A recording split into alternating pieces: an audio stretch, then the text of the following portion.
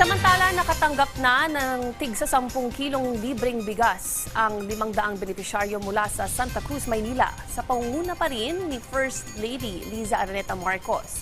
Si J.M. Thompson sa detalye.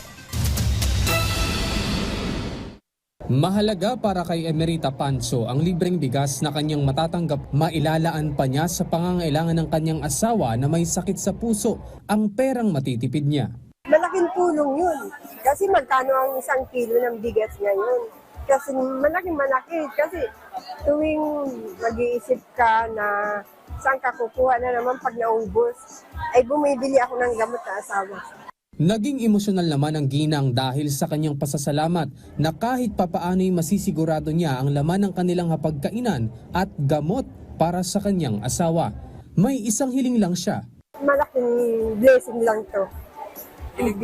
Sana masundan pa rin dahil para sa gamot naman. Pumila rin si Casey Peñamante kasama ang kanyang anak para makuha ang libreng bigas. Anya, makababawas sa gastusin nila ngayong buwan ng nakuhang bigas dahil mahigit 2 linggo rin itong magtatagal. Malaking tulong din po siya sa, lalo kung nasa middle class lang naman po na pamilya, tapos minimum wage lang naman sinasahod.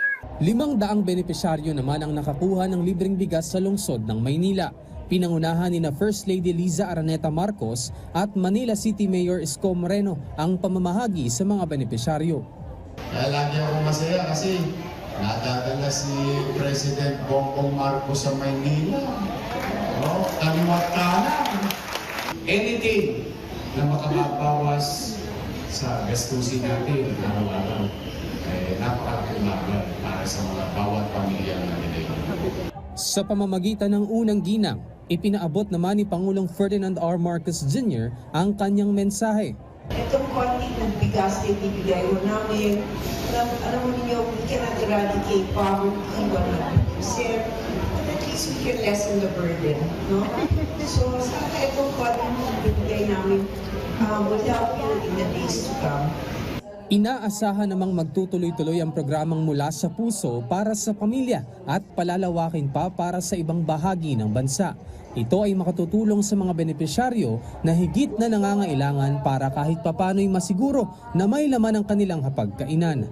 Bukod pa rito, nakatutulong din ang programa sa ating mga kababayang magsasaka dahil sa kanila binibili direkta ng pamahalaan ang mga bigas na ipinamamahagi. J.M. Thompson, para sa Bayan.